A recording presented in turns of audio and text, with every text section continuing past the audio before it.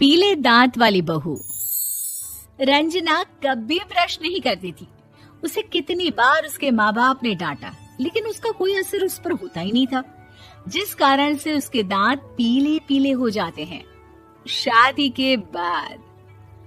अरे बहू, वैसे तो तुझ में कोई कमी नहीं है, पर तेरे दांत इतने पीले कैसे हैं बेटा? कैसे मतलब? कोई सर्जरी थोड़ी ना कराई है। वो तो क्या नाम, मैं ब्रश नहीं करती थी तो पीले हो गए। अब क्या करूं? आप कहें तो लाल करवा लूं या फिर काले? यार ये क्या है, क्यों माँ से लड़ रही हो? लड़ रही हूँ? अरे मैं लड़ रही हूँ या ये बोल रही है कि दांत पीले हैं, पीले। अरे तपस्या थोड़ी ना की है इन्हें पीले करने के लिए। बकायदा ब्रश नहीं किया है 20 साल तक, तब जाकर। छी, कैसी बात कर रही हो? ये उस वक्त तो पीले नहीं थे जब हम लोग तुम्हें देखने आए थे। अरे तब साफ करवा लिया होगा डेंटिस्ट के पास जाकर। अब देखो कैसे पीले पीले लग रहे हैं। रंजना सास की तरफ गुस्से से देखती है। फिर शुरू हो गई पीले पीले पीले। अरे पीले तो तब भी थे जब मेरे हाथ का रसगुल्ला उड़ा उड़ा कर खा रही थी और बोल रही थी, लड़की नहीं गुणों का खजाना दे रहे भाई साहब आप। खैर, अब वो लोग करते भी तो क्या करते, पीले दांत वाली बहू पल्ले पड़ी थी तो झेलना तो था ही। एक दिन कीर्तन में रंजना गाना गा रही थी। अरे कमला बहन, माँ का द्वार है, यहाँ तो सब शुद्ध होकर आते हैं, फिर अपनी बहू को ब्रश भी नहीं करवाती तुम। दूर से पीले पीले दांत भक्ति में बाधा उत्पन्न कर रहे हैं। अरे कोई 2 साल के बच्चे थोड़ी ना लेकर आई हूँ मैं बहू बनाकर। अच्छी खासी लड़की है, अरे कैसे करवाऊं ब्रश? ये तो उसे खुद करना चाहिए ना। अब माँ बाप तो इसके जैसे तैसे निपटा दिए, ये नहीं सोचा कि सास कैसे संभालेगी। सास बहू को लेकर घर आ जाती है, लेकिन सोच लेती है कि अब इसे लेकर कहीं नहीं जाएगी। अगले रोज बहू कहती है, अरे क्या हो गया, मंदिर नहीं जाना क्या? कीर्तन का वक्त हो रहा है। मेरी मधुर वाणी से कान्हा जी जागते हैं और सोते हैं। आप तो जानती है ना उनकी भक्ति में कितना मन लगता है मेरा। वो क्या है ना, तबीयत ठीक नहीं लग रही है मेरी, आराम करूंगी मैं। तबीयत ठीक नहीं लग रही? अभी तो मिथुन के गाने पर नाच रही थी आप, और अब बोल रही है कि तबीयत ठीक नहीं लग रही। अरे भक्ति में मन लगा लो सासू माँ, ऊपर जाना है, क्या मुंह दिखाओगी आप? हाँ? सास को बहू की बात पर गुस्सा आ जाता है। मैं क्या मुंह दिखाऊंगी, इसकी चिंता तो ना कर, समझी? अपने मुंह की चिंता कर, जो ये पीले पीले दांत लेकर हर जगह पहुंच जाती है। पता है लोग कितना मजाक बनाते हैं। ना जी ना, मैं नहीं जाना कहीं तेरे साथ। तो ये बात है। कोई ना, मत जाओ, मैं अपने कमरे में ही बैठकर भक्ति कर लूंगी। ऊपर वाला दांत थोड़ी ना देखता है, मन देखता है, भावना देखता है। और अरे बस बस, तू सब कुछ दिखा, बस ये सफेद चमकदार दांत ना दिखाना किसी को, है? जा यहाँ से। बहू को सास की बात का कोई फर्क नहीं पड़ता, वो तो जैसी थी वैसी ही रह जाती है। सुबह नहाकर किचन में खाना बनाना, फिर खाना खाना, कीर्तन भजन करना और सो जाना।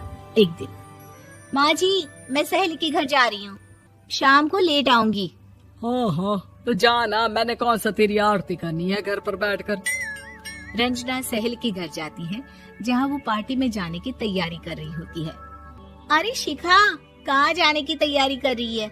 मैं गलत वक्त पर आ गई क्या? अरे नहीं यार, उल्टा सही वक्त पर आई है। मैंने ये साड़ी और ज्वेलरी निकाली है यार, शाम को इनके ऑफिस की एक पार्टी में जाना है। बताना कैसा लग रहा है ये सब? नहीं यार, इस ड्रेस के साथ तो वो वाली ज्वेलरी अच्छी लगेगी। हाँ हाँ सही बोल रही है, मैंने ध्यान ही नहीं दिया। वैसे तो हमेशा से मस्त फैशन सेंस रखती है। तो बड़ा जाती होगी ना पति के साथ पार्टी में। रंजना कुछ नहीं बोलती, बस सोचती है कि यार काश ये बात सही हो जाती। पर मैं क्यों नहीं जाती पार्टी में? क्या इन लोगों की कोई पार्टी होती नहीं होगी? रंजना घर आती है और रात में पति से सवाल करती है, एक बात बताइए, आप मुझे किसी पार्टी में क्यों नहीं ले जाते? क्या आपके यहाँ ऑफिस में पार्टी नहीं होती? पति बेचारा क्या कहता कि दांत पीले हैं तुम्हारे इसलिए। अरे कोई पार्टी होती नहीं हम लोगों के ऑफिस में, तो कहाँ से लेकर जाऊं? और मार्केट, मॉल, कहीं वीकेंड घूमना, कहीं तो। अरे यार, सारे हफ्ते में एक छुट्टी मिलती है, तो सोचता हूँ कि आराम ही कर लूं। क्यों? रंजना मन मार के रह जाती है। पहले कभी सास के साथ मंदिर जाया करती थी, लेकिन वो भी सास ने ले जाना बंद कर दिया। घर बैठी बैठी रंजना बोर हो जाती है। तभी उसे आइडिया आता है और वो मायके जाने का सोचती है। सासू माँ, 2 दिनों के लिए मम्मी के घर जा रही हूँ।